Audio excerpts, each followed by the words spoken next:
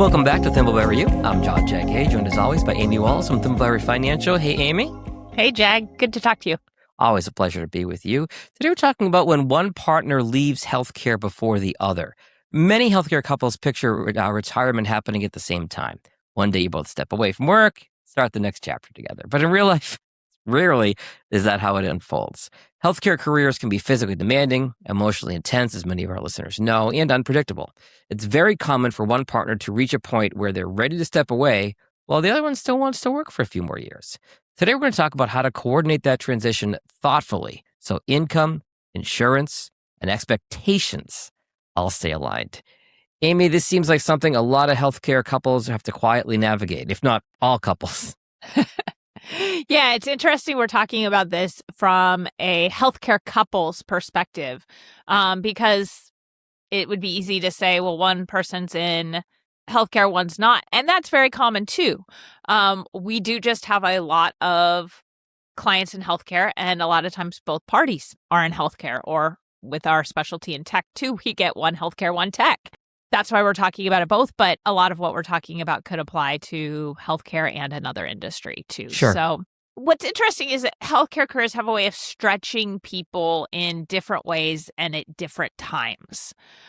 One partner may feel ready to step back because of the way shift work is happening, physical demands, burnout, while the other is still really enjoying their role or wants to continue to build financial flexibility. Sure. What really makes that tricky, though, is that retirement decisions inside a couple are rarely individual. If one retires and then they run out of money, that affects both of them. So when one person leaves healthcare, the household is entering a transition together. Right. It's a slightly different way of thinking about it. So the goal here isn't just deciding who retires first, right? It's coordinating the next stage of life in a way that still feels stable and intentional. That's fair. All right, so let's start with the big picture. Many couples, as we said, just assume retirement is something you do together at the same time. You both get the proverbial gold watch together. Why does it often unfold so differently in healthcare households? You know, what you're really talking about is a lot of couples picture retirement as one shared finish line. Sure. And in healthcare, careers evolve differently for each partner over time. So even though they're both in healthcare, you know, one might be on call periodically or have some night shifts or just physical strain that adds up over, you know, the many years of doing this caring work. Another role may be more administrative or academic or leadership focused and easier to continue longer. Yeah. I know for a lot of our clients who have grants, it's about their grant cycles and the projects that are coming up that they're excited about. So basically what I'm getting at is that timing of I'm ready to step away, if you will, just isn't identical for each person. What matters here is recognizing that a staggered retirement isn't a problem to fix. Okay? This isn't a problem. It's simply a transition that needs coordination. And healthcare professionals that are listening, you already understand coordinated care and handoffs. This is a very similar situation. The household, your household, is just shifting responsibilities and planning intentionally rather than reacting later. And that's what we want to get across here. I like that. Planning intentionally rather than reacting later, as being proactive as opposed to reactive. Absolutely. It's the key. All right. When one partner leaves work, the first thing that people often worry about is that lost income. How should we approach that? So that's a very common way, Jag, for people to frame it. But what it assumes is that the goal is to replace income. And for many financially prepared couples, that isn't actually the issue. Okay. The real goal is making sure the lifestyle they want to live is supported in a reliable way.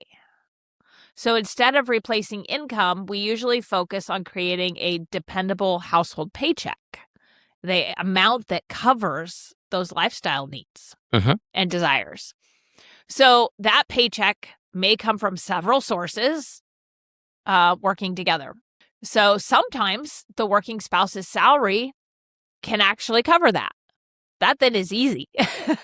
Other times we may need to start some pension, take some portfolio withdrawals, or start using other savings along the way. And maybe we can make the paycheck work, but we need to stop some contributions for the the spouse that's still working. Okay. So what we're looking to do is structure cash flow from assets. I think we've talked about it before that, retirement income is another triangle. Yeah. Where expenses are one corner of the triangle and they drive everything. The other two corners are income coming in already and then and assets. Yeah. And so income coming in gets applied to the expenses. If there's income left over, great, we'll figure out what to do with that. If there isn't enough income, then we have to look to the assets to cover the remaining expense shortage. Got it. Okay. So health insurance is another concern, of course, that's going to be common, especially if somebody leaves before they're of Medicare age. What assumptions do couples sometimes make there, Amy? Many people assume losing employer coverage creates a major gap right away. Yeah. But there are several paths forward.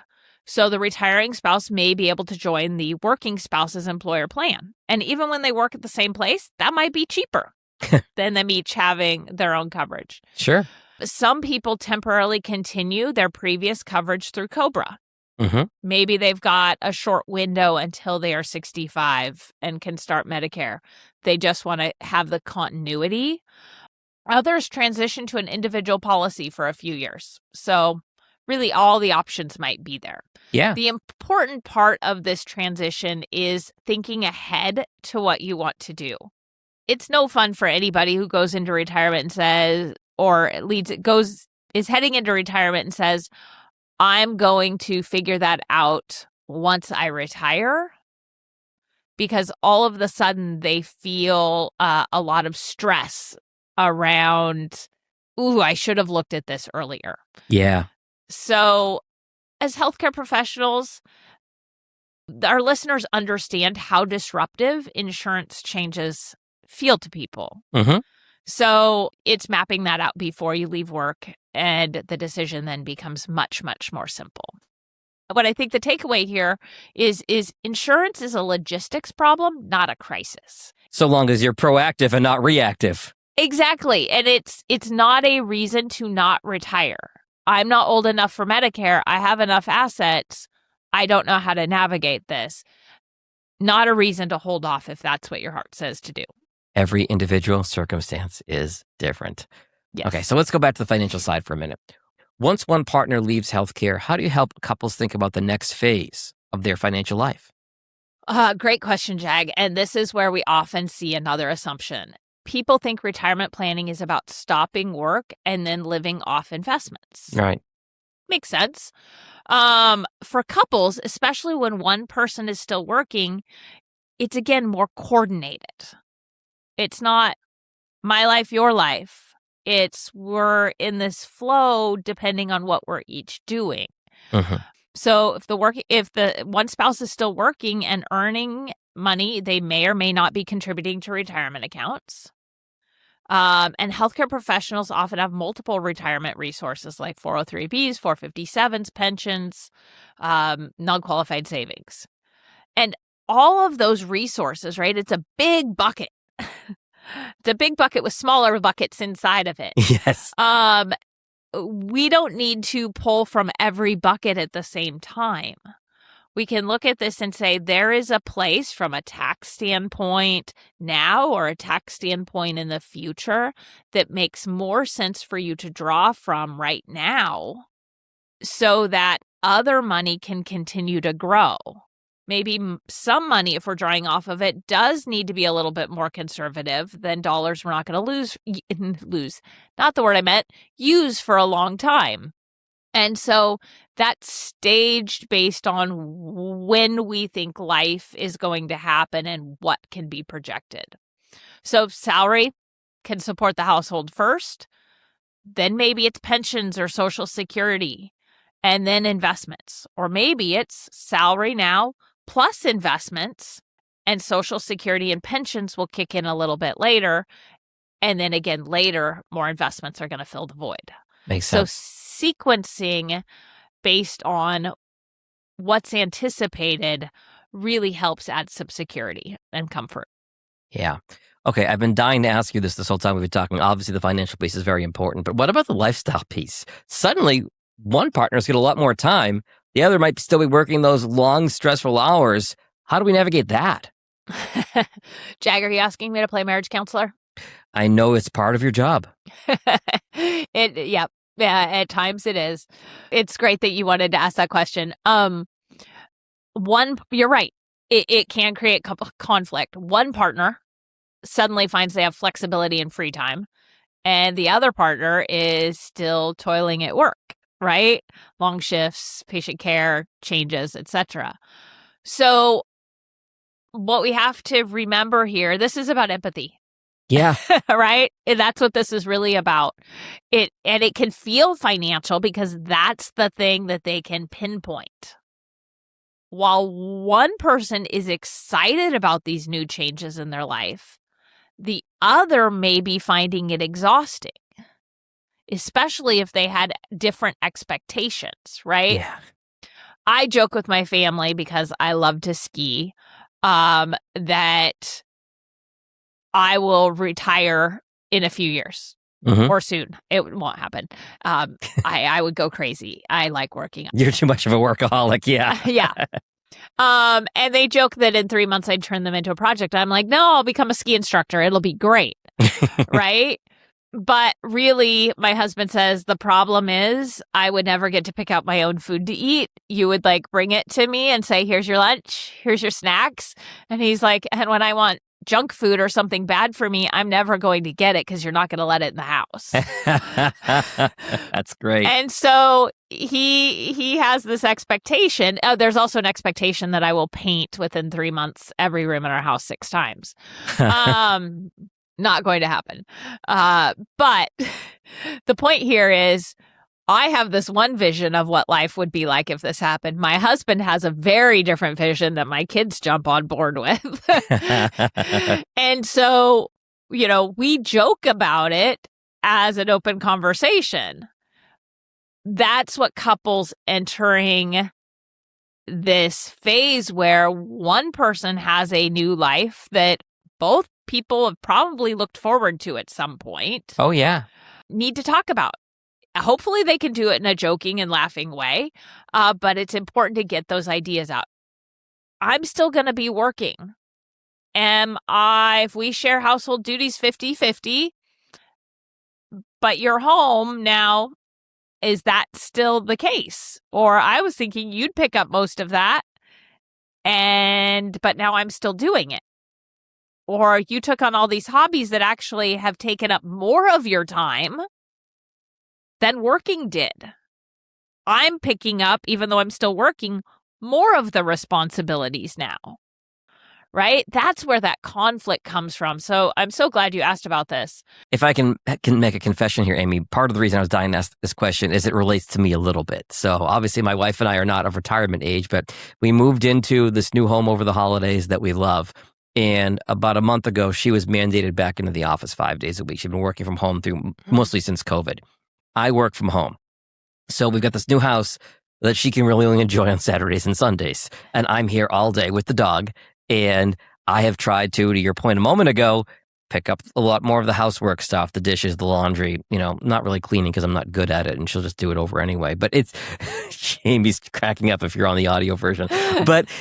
But this relates to me because the dynamic is something that she and I have had to navigate because I'm home. So I'm taking on different responsibilities. Obviously, I'm working full time as well, but I'm taking on different responsibilities because she's leaving the house at 7:15 a.m. and not getting home till 6 at night. So that means I've got to, and she doesn't quite trust me in the kitchen yet either. So that the meal prep is a whole other podcast. But it is something that we have to navigate. So I can absolutely see how this would be the case when a couple is at retirement age and one person is no longer going to the office or working and the other person is still, especially in a physically demanding job, doing it. Yeah, so glad you brought that up. I think the key is remembering that this is a temporary transition, but recognizing what temporary means, right? My husband and I had a conversation a week or so ago about when he's sick. When he's sick, he tries to stay active in the family. And I was sharing with him that we wish he would just go take care of himself. Sure. He just tries to power through and he's not having fun. And we're then trying to balance, like, we want to do things, but what is he capable of doing in a way where we're not going to make him miserable? Yeah. And I'd rather he just goes off and I need to handle cleaning. I need to handle meal prep. I need to handle these things instead of it being this weird mix, right? But when it's an illness, that's a short time frame, typically. We're talking about job transitions. These transitions are going to be probably several months. Or years? Yep, they could be years. So by being thoughtful about how long do we anticipate this being, it's, I think, easier to say, oh, we should talk about this, because otherwise, and this is what ties it back to, right, financial planning, a financial podcast, where a lot of people go is, but I'm making the money, therefore I shouldn't have to, and now I'm resentful. And I know that's not what any of our listeners, where they want to be or what they want to do. Or our spouses, for that matter. Exactly. So to kind of put a bow on this, Amy, when one partner retires first, the goal isn't solving a single financial problem. It's coordinating several transitions at the same time and not just the financial ones. Exactly, Jag. When couples think through income, insurance, and expectations together, the transition becomes much smoother. What that means is instead of feeling uncertain, it starts to feel like a well-coordinated plan. And that allows both partners to move in the same direction, which is this next stage of life, with confidence. And I think by practicing that, it also makes the next stage a little bit easier too. This is episode 157 of our podcast. And like so many other episodes, this has come down to communications and planning. Absolutely. All right, Amy, if one of our listeners or viewers, since we're on YouTube now as well and video form, wants to reach you and your team at Thimbleberry Financial, how do they best do that? Yeah, they can find us online at thimbleberryfinancial.com or give us a call at 503-610-6510. All right, I'm going to go do some dishes and we'll talk soon. Sounds good, Jack. Securities offered through registered representatives of Cambridge Investment Research, Inc., a broker-dealer member FINRA SIPC. Advisory services through Cambridge Investment Research Advisors, Inc., a registered investment advisor. Cambridge and Thimbleberry Financial are not affiliated. Discussions in this show should not be construed as specific recommendations or investment advice. Always consult with your investment professional before making important investment decisions.